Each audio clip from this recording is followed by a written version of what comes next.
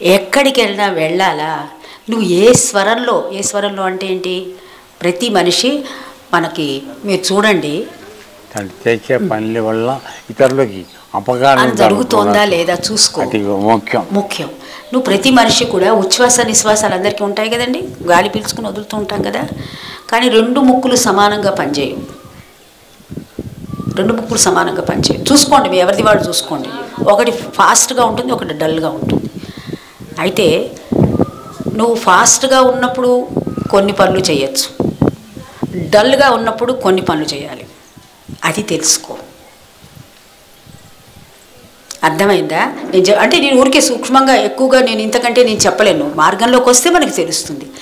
అంటే ఈ ముక్కు ఏ విధంగా కుడివైపు ఆడుతున్నప్పుడు ఫాస్ట్గా ఉన్నప్పుడు ఏ పనులు చేయాలి, ఎడమవైపు ఆడుతున్నప్పుడు ఏ పనులు చేయాలి అంటే ఏంటి, ఇక్కడ నైపుణ్యత పని చేయటం కామనే, కానీ జ్ఞాని మరుగు జ్ఞానికే తెలుసు, జ్ఞాని మరుగు అజ్ఞాని. నేను కూడా పని చేస్తున్నట్టు కనుక ఈవిడ తింటోంది, ఈవిడ అన్నీ చేస్తోంది, ఈవిడ అలాంటి మనిషే కదా అనిపిస్తుంది.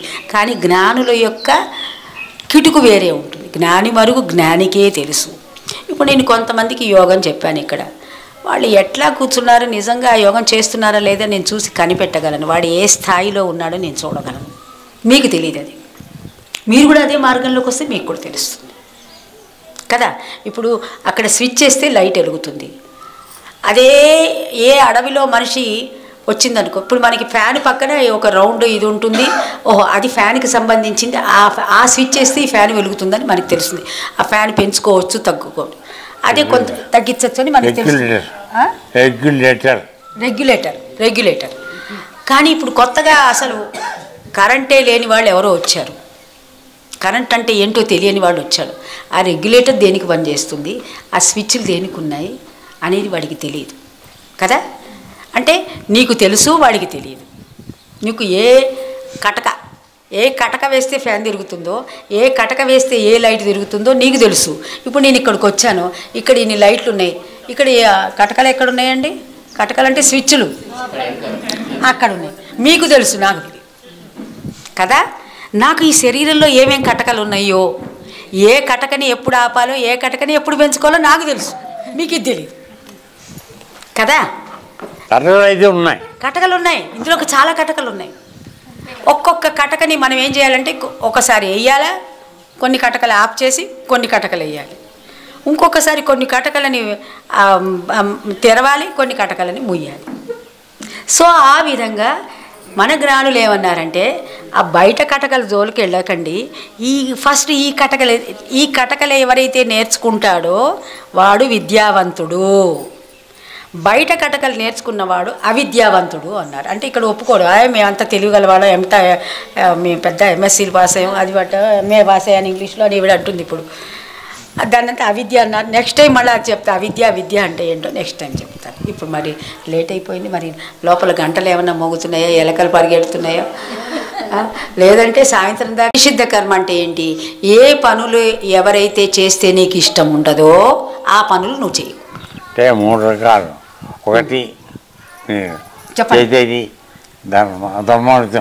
ధర్మయుతం అంటున్నాడు, అది ధర్మమైనదా కాదా ఫస్ట్ ఆలోచించాలి. మనం చేసే పని ఇతరులకి హాని చేయడం, హాని కలగకుండా వాళ్ళు మనం పని చేయటం వల్ల హానికి కలగకుండా ఉండాలి, ఇతరులకి హాని కలగకూడదు. మూడవది పరమాత్మ ప్రీతి కోసం చేయాలి. పరమాత్ముడికి ఏది చేస్తే సంతోషపడతాడు, ఏ పని చేస్తే పరమాత్మ సంతోషపడతాడు, ఆ కర్మ నిన్ను అందించుకోదు, అంటుకోదు. ఈ 3 పెట్టుకుని చేయాలి, అప్పుడు కర్మ చేయొచ్చు.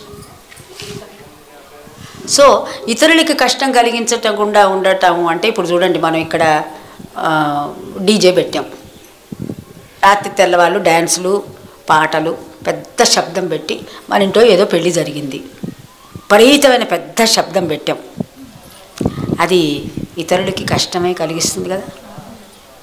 సో అటువంటివి చేయద్దు. అర్థమైంది? నీవు సంతోషం ఉంది మీ ఇంట్లో ప్రకటించుకో, అందరినీ సంతోషపరిచే విధంగా చెయ్యి. కానీ కేవలం మీ సంతోషమే అన్నట్టుగా ఒక రాత్రంతా తాగి తందనాలాడి పెద్ద డీజే పెట్టి నానా లైట్లు పెట్టి నానా హడావిడి చేసి మిగతా వాళ్ళని నిద్రపోనీయకుండా రాత్రి గుండెలంతా అదిరి కొంతమంది ఆ డీజే శబ్దానికి గుండెలు అదిరి చనిపోయిన వాళ్ళు కూడా ఉన్నారు కొంతమంది. సో మరి అది ఇతరులకి హానే కదా కదా. సో అట్లాగే ఎన్నో విషయాలలో ప్రకృతిని సంరక్షిస్తూ జీవించు, ప్రకృతిని ఏడిపించి జీవించద్దు.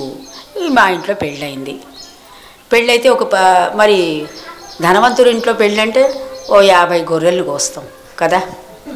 మరి అది ఇతరులు మీరు అనొచ్చు, మాకు వచ్చిన బంధువర్గాన్ని అంతా సంతోషపెట్టడానికి చేస్తున్నామండి అని అనుకోవచ్చు. కానీ ఆ భగవంతుడి సృష్టి అయినటువంటి ఎన్నో జీవాలను దుఃఖపెడుతున్నాం కదా. అట్లా నెమ్మదిగా ఆలోచించుకుని చేయండి పనులు చేసేటప్పుడు. ఏమన్నా అప్పుడు అది కాకుండా మళ్ళా యోగంలో చెప్తున్నాను కదా, ఆ పని చేసేటప్పుడు మనం ఏ దృష్టితో పని చేయాలి అనేది కనుక మనకి తెలిసినట్లయితే మనకి చెడు కర్మల వల్ల, చెడు కర్మల జోలికి అసలు మనం పోము. బుద్ధి వచ్చింది కదా, జ్ఞానం వచ్చిన తర్వాత చెడు కర్మల జోలికి ఎందుకు వెళ్తాం, మనం వెళ్ళాం.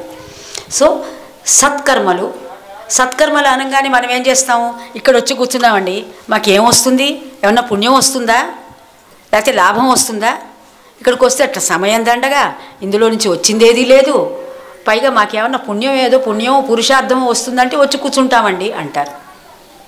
పరమాత్ముడు ఏమంటాడంటే పుణ్యం కోసం పుణ్యకర్మలు చెయ్యి, కానీ ఆ పుణ్యాన్ని నువ్వు ఆశించద్దు అంటాడు. అది నాకే చెందాలని అనుకోవద్దు. అది ఆ పుణ్యానికి నీకేం ఇవ్వాలో ఆయన నిర్ణయిస్తాడు. నువ్వు అడక్కో. కర్మణ్యేవాధికారస్య మా ఫలేషు కదాచన. కర్మ చెయ్యి, కానీ దాని యొక్క ఫలితం నాకు ఇంత కావాలి. ఇప్పుడు 4 సార్లు వచ్చి నేను ఇక్కడ విన్నానండి, నాకు ఇంత పుణ్యం కావాలని నువ్వు భగవంతుని డిమాండ్ చెయ్యొద్దని అంటాడు ఆయన. అయినా నువ్వు ఇది విన్నందుకు నేను ఎంతో కొంత ఇస్తాను, నిన్ను మంచి మార్గంలోకి తీసుకెళ్తాను, నీకేదో రూపాయో అర్ధో లాభం కలిగిస్తా. ఇంటికి వెళ్ళేటప్పటికి ఏదైనా శుభవార్త వినొచ్చు, మీరు వినాలని నేను కూడా అనుకుంటున్నాను. ఏదో మంచి వార్త, నేను అక్కడికి వెళ్ళి వాళ్ళు చెప్పే పురాణం విన్నాను కాబట్టి నాకు ఇంత శుభం కలిగిందని నీకు ఒక పరమాత్ముడు కొన్నాడు సంతోషంగా జరిపిస్తాడు. అయితే అది బాగుంది కదా అని ఎప్పుడు ప్రతిసారి అనుకోవడానికి వీల్లేదు. ఈసారి వచ్చి వెళ్ళంగానే నాకు ఇంకేదో శుభవార్త ఇంట్లో ఉండాలని అనుకోకు. అదే అట్లా ఆశపడద్దని చెప్తున్నాడు. కర్మణ్యేవాధికారస్య, నువ్వు కర్మ చెయ్యరా, మంచి పని చెయ్యి, మా ఫలేషు కదాచన, ఇస్తా నేను, కానీ వెంటనే శుభవార్త రూపంలో ఇయ్యను, ఇంకేదో రూపంలో మంచిగా నీకు ఆరోగ్యంగానూ ఉండటము. మనకు ఆరోగ్యంగా ఉన్న సంగతి గురించి మనకి లక్ష్యం లేదు. ఏ కాలో చెయ్యో ఇరిగినప్పుడు అప్పుడు మనకు అనిపిస్తుంది, అయ్యో నేను ఇంతకుముందు ఎంతో బాగున్నాను, ఇప్పుడు కదా నాకు కష్టం వచ్చిందని అప్పుడు అర్థమవుతుంది. నువ్వు కాలు చెయ్యి అన్నీ బాగున్నప్పుడు నేను చాలా ఆరోగ్యంగా ఆనందంగా ఉన్నానని అనుకుంటున్నావా? లేని కష్టాలన్నీ నెత్తినేసుకుని దిగులు పడుతున్నావు కదా.